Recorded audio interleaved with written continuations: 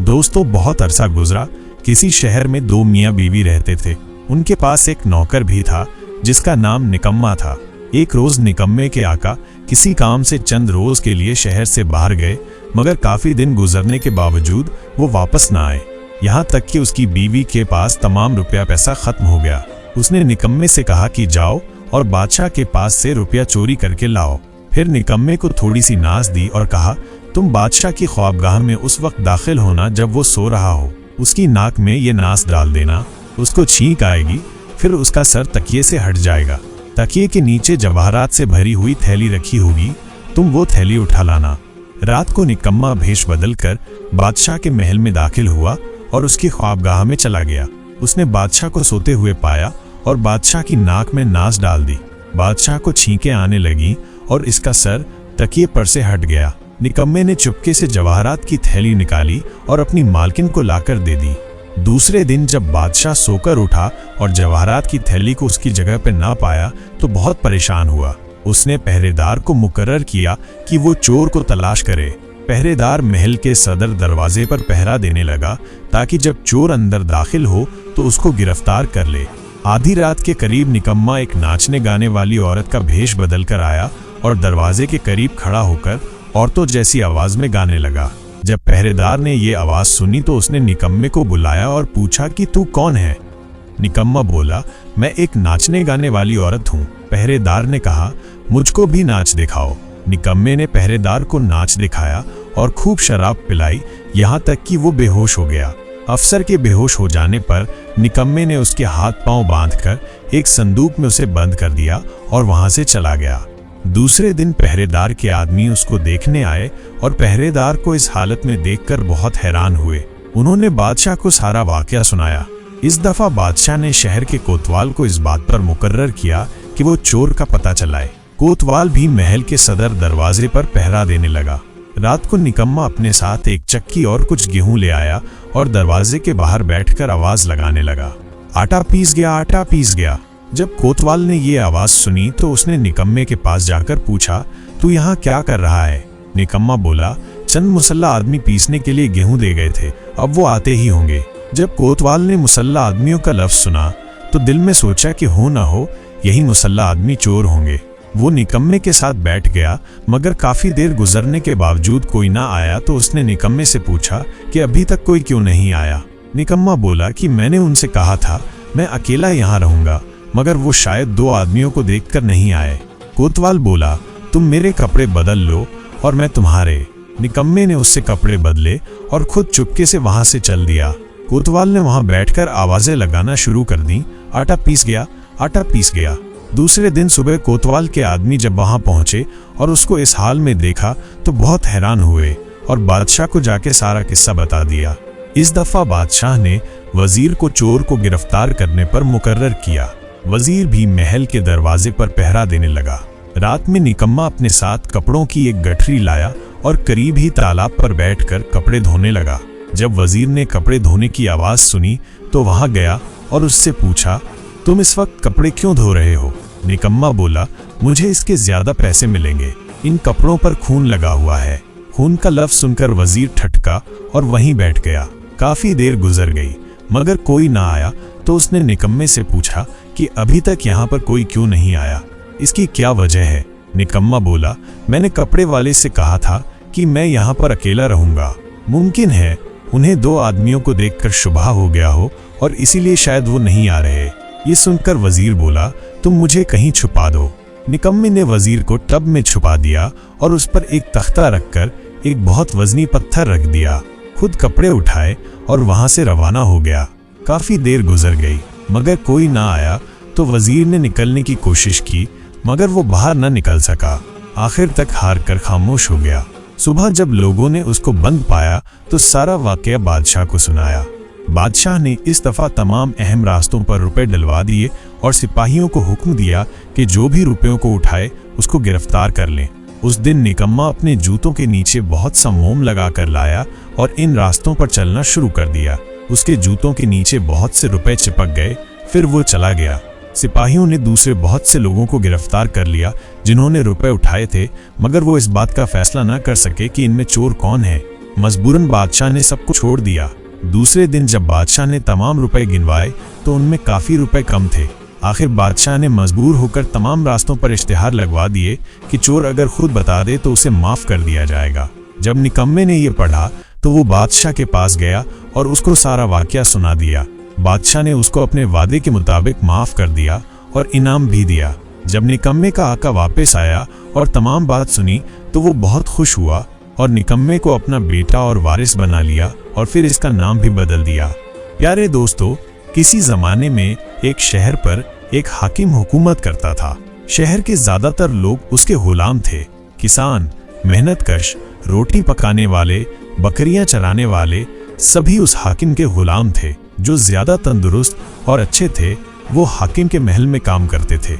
हाकिम का महल बड़ा खूबसूरत और शानदार था। हाकिम वहीं अपना दरबार लगाता और शहर के मामला तय करता था। महल में एक बड़ा सा हाल था जिसमें 40 सतून थे। जब हाकिम शहर के मामला तय करने के लिए तख्त पर बैठता तो हर सतून के साथ एक गुलाम खड़ा हो जाता। ये गुलाम इस तरह बेहिस्सो हरकत खड़े रहते थे जैसे इंसान नहीं, पत्थर के मुजस्समे हो। कोई एक लफ्ज भी ना बोलता। हाल में एक मेहराब के नीचे एक छोटी सी मेज और एक कुर्सी रखी रहती थी। उस कुर्सी पर जल्लाद बैठता था। उसकी तेज धार वाली तलवार उसके सामने मेज पर खुली रखी रहती थी और वो हाकिम के हुक्म का मुंतजिर रहता था। दूसरी तरफ एक ऐसी ही मेज और कुर्सी रखी होती। मेज पर एक चीनी खूबसूरत प्याला और शराब की सुराही रखी होती और कुर्सी पर एक गुलाम बैठा इस बात का मुंतजिर रहता कि कब हाकिम की शराब की ख्वाहिश हो और वो सुराही में से शराब निकालकर हाकिम को पेश कर दे। हाकिम का वजीर, कातिब और खजांची मुख्तलिफ मेहराबों के नीचे अपनी अपनी कुर्सियों पर बैठे होते ताकि इधर हाकिम का हुक्म हो और उधर उस पर अमल करें। एक रोज एक गुलाम जो गेहूं के खेतों में काम करता था उसके सामने पेश किया गया। यह हाकिम के मेहनती गुलामों में से था। इसने इस साल जो लगान यानी जमीन का टैक्स हाकिम को दिया था वो 2 साल के लगान के बराबर था। इसलिए उसे ये इज्जत मिल रही थी कि वो हाकिम के सामने पेश किया जा रहा था। वजीर ने इस गुलाम के बारे में हाकिम को बताया कि इसने क्या कारनामा किया है। हाकिम ने, जिसका मोटापे की वजह से कुल्ले पर कुल्ला चढ़ रहा था, बोला, मेरा जी चाहता है कि तेरी खिदमत के सिले में तुझे कुछ दूं। मैं सोच रहा हूं कि तुझे हर साल फसल में से तेरे हिस्से के तौर पर जो गेहूं दिए जाते हैं उनसे 2 नाप ज्यादा गेहूं दे दूं। बता क्या तू राजी है? बेचारे किसान की समझ में नहीं आ रहा था कि अपनी ख्वाहिश किस तरह छुपाए। वो बड़े अदब से बोला, अल्लाह आपको सलामत रखे, आपने मुझे बेहतरीन सिला दिया है। अगर इजाजत हो तो मैं आपके हाथ चूम लूं। हाकिम ने अपना हाथ आगे बढ़ा दिया और किसान ने झुककर 2-3 बार उसको चूमा। फिर हाकिम ने अपना हाथ खींच लिया। किसान ये सोचकर कि हाकिम की तरफ पीठ करना गुस्ताखी होगी, उल्टा चलता हुआ महल से बाहर निकल गया। उल्टा चलते हुए गरीब की कभी सतूनों से ठोकर लगती और कभी उनके साथ खड़े हुए गुलामों से टकराता। वो कई बार गिरते गिरते बचा, मगर इसने हाकिम की तरफ पीठ न की कि कहीं बेअदबी ना हो जाए। जो गुलाम हाकिम को शराब पिलाने पर मामूर था उसे किसान की ये हरकत बड़ी अजीब सी लगी, लेकिन उसने सोचा कि शायद किसान के बच्चे ज्यादा हैं, बेचारे हमेशा भूखे रहते होंगे, इसीलिए थोड़े से गेहूं ज्यादा मिलने पर इसने खुशी से हाकिम के हाथ चूमने और उल्टा चलना शुरू कर दिया। उसे किसान की हालत पर बहुत तरस आया। वो इसी सोच में गुम था कि अचानक हाकिम की एक गिरकी ने उसे चौंका दिया। गुलाम की कहानी। गुलाम, तू अपने होश में है? तेरे हवास कहाँ हैं? मेरे लिए शराब ला। हाकिम की डांट से सहम गया। इसने जल्दी से शराब की सुराही और मेज पर से प्याला उठाया और तेजी से हाकिम की तरफ बढ़ा। वो जानता था अगर हाकिम को शराब मिलने में जरा सी देर हुई और उसे गुस्सा आ गया तो 20 कोड़े से कम की सजा नहीं मिलेगी। वो जल्दी से जो आगे बढ़ा तो उसका पांव मेज के पाए में उलझ गया और वो मुंह के बल जमीन पर गिर गया। शराब की सुराही जमीन पर गिरकर टूट गई और चीनी प्याले के टुकड़े हो गए। गुलाम के तो होश उड़ गए। उसमें इतनी जरूरत ना थी कि वो जमीन से सर उठाता। दरबार में सन्नाटा छा गया। गुलाम ने नीची निगाहों से हाकिम की तरफ देखा। हाकिम के होंठ गुस्से से कांप रहे थे। वो चीख कर बोला, ऐ अहमद गधे, तूने चीनी का प्याला तोड़ दिया। जल्लाद तेजी से अपनी कुर्सी से उठा और अपनी चमकती हुई तलवार उठाकर गुलाम की तरफ बढ़ा। गुलाम ने जल्लाद को सर पर खड़े देखा तो फरियाद करने लगा, खुदारा मुझ पर रहम कीजिए, मुझे माफ कर दीजिए, बाखुदा मैं बेकसूर हूँ। हाकिम गुस्से से बोला, आज बहुत अच्छा दिन था, दिन का आगाज बहुत अच्छा हुआ, लेकिन तूने सब गलत कर दिया। मेरा चीनी प्याला तोड़ दिया। मुझे ये प्याला बहुत अजीज था, ये तुझ जैसे कई गुलामों से ज्यादा कीमती था। इसके बावजूद तू चाहता है कि मैं तुझे माफ कर दूं। हाकिम ने जल्लाद से फिर कहा, जल्लाद अपना काम कर, इसको ले जाकर कत्ल कर दे ताकि दूसरों को इबरत हासिल हो। जल्लाद ने उल्टे हाथ में तलवार पकड़ी, सीधा हाथ गुलाम की कमर में डाला, सर जमीन से इस तरह उठाया जैसे बकरी के बच्चे को उठाते हैं। गुलाम एक बेबस परिंदे की तरह हाथ पांव मारने लगा और फरियाद करने लगा। किसी ने उसकी फरियाद ना सुनी। हाकिम, जो अभी तक गुस्से से कांप रहा था, अपने आप से कहने लगा, ये प्याले मेरे लिए चीन से लाए गए थे। अगर हर रोज इसी तरह एक प्याला टूटता रहा तो ऐसे प्याले मुझे फिर से मैसर नहीं आ सकेंगे। फिर वो अपने मखसूस अंदाज में चीख कर बोला, जो भी चीनी प्याला तोड़ेगा मैं उसकी जान ले लूंगा। गुलाम ने सोचा कि वो ये कैसे कहे कि अगर एक प्याला टूट गया है तो क्या हुआ, 19 और चीनी के प्याले तो महल में मौजूद हैं। लेकिन वो जानता था कुछ कहना सुनना बेकार है, प्याले के बदले उसकी जान तो जानी ही है। जब जल्लाद उसको कत्ल करने के लिए महल से बाहर ले जा रहा था तो अचानक एक ख्याल बिजली की तरह उसके जहन में कूदा। वो चिल्लाकर बोला, जान की अमान हो तो मैं इस प्याले के टुकड़ों को जोड़ दूं। हाकिम ने, जिसको चीन से लाए गए ये प्याले बहुत अजीज थे, ये सुनकर जल्लाद को हुक्म दिया कि गुलाम को वापस ले आए। जल्लाद पलट कर आया और गुलाम को, जिसे वो कत्ल करने के लिए ले जा रहा था, लाकर हाकिम के सामने जमीन पर डाल दिया। हाकिम ने उससे पूछा, तू किस तरह इन टूटे हुए टुकड़ों को जोड़ेगा? गुलाम, जो अपने हवास पर काबू पाने की कोशिश कर रहा था, लर्जती हुई आवाज में बोला, चीन से जो आदमी इन प्यालों को लेकर आया था उसने इनको जोड़ने का तरीका मुझे सिखला दिया था।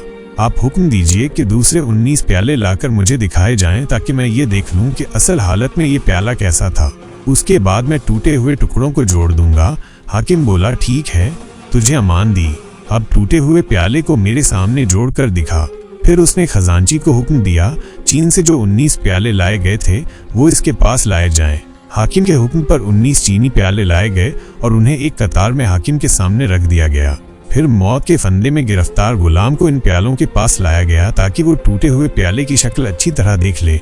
लेकिन गुलाम ने करीब आते ही पूरी ताकत से प्यालों को पांव और हाथों से तोड़ना शुरू कर दिया। हाकिम ये देखकर चीख पड़ा, अरे क्या कर रहे हो? ये क्या पागल हो गया है? अरे इसको पकड़ो। वजीर, जल्लाद और 2-3 गुलाम उस पर झपटे और उसको दबोच लिया, लेकिन इससे पहले कि वो उसे पकड़ते गुलाम अपना काम कर चुका था। इसने सारे चीनी प्याले तोड़ डाले। हाकिम गुस्से से कांप रहा था और उसकी आंखें सुर्ख हो गई थीं। इसके मुंह से अल्फाज नहीं निकल रहे थे। वो हैरत से कभी गुलाम को देखता और कभी टूटे हुए प्यालों को। फिर वो चीखकर बोला, जल्लाद, इसको इसी जगह कत्ल कर दे। जल्लाद ने दूसरे गुलामों से कहा कि इसके हाथ पांव पकड़े। फिर इसने तलवार बुलंद की कि उसकी गर्दन तन से अलग कर दे। उसी लम्हे हाकिम को ख्याल आया कि गुलाम से ये तो पूछना चाहिए कि उसने ये हरकत क्यों की, इसने सारे प्याले क्यों तोड़ डाले। इसीलिए वो चीखकर जलाल से बोला, ठहर जा।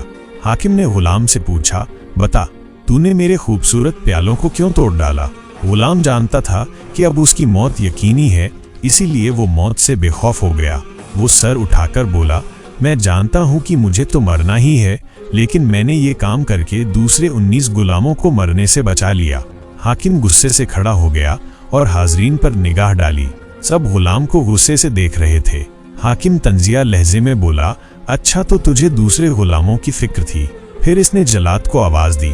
जल्लाद आगे बढ़ा और गुलाम की गर्दन उड़ा देने के हुक्म के इंतजार में सर झुकाकर खड़ा हो गया। हाकिम बोला, इसको कत्ल करने के बजाय ले जाकर शिकंजे में कस दो। फिर जब ये मरने के करीब पहुंच जाए तो तबीबों से कहो वो इसका इलाज करें। जब ये ठीक हो जाए तो फिर इसे शिकंजे में कस दें, यहाँ तक कि ये मरने लगे। 19 मरतबा इसके साथ यही अमल करो। 19 मरतबा इसको शिकंजे में डालकर कसो ताकि ये 19 मरतबा मौत की आरजू करे।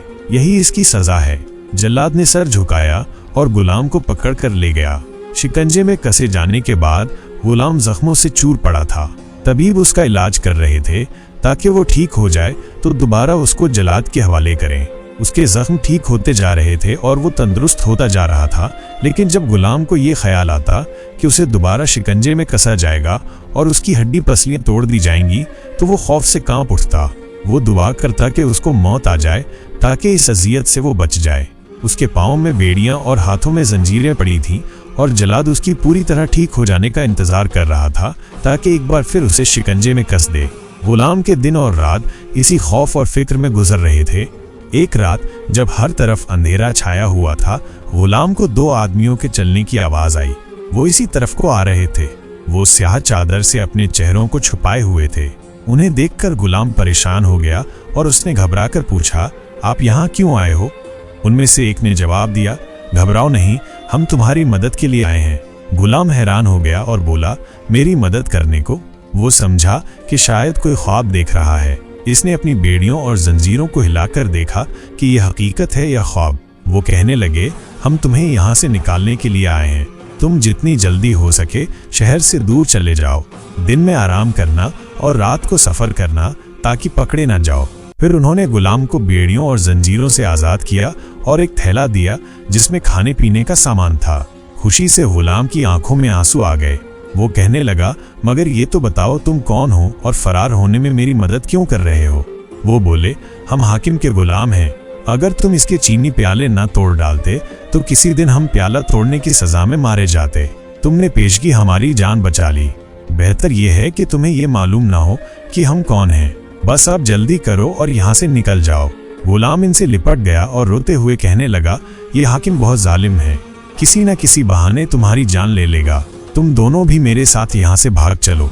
वो दोनों आदमी बोले, अगर तुम चाहते हो कि दूसरों के लिए भागने का रास्ता खुला रहे तो कोशिश करना कि पकड़े ना जाओ। तीनों गुलामों ने रोते हुए एक दूसरे को अल्लाह हाफिज कहा। वो गुलाम जिसने 19 प्याले तोड़े थे कैदखाने से निकलकर रात के अंधेरे में गुम हो गया और वो दो गुलाम जो उसे आज़ाद करने के लिए आए थे अपने रास्ते पर वापस लौट गए। तो दोस्तों, ये थी आज की कहानी। इसी तरह की कहानी सुनने के लिए इस चैनल जहांगीरी कहानियां को सब्सक्राइब जरूर करें और बेल आइकन दबाना न भूलें। फिर मुलाकात होगी एक नई वीडियो में। अल्लाह हाफिज।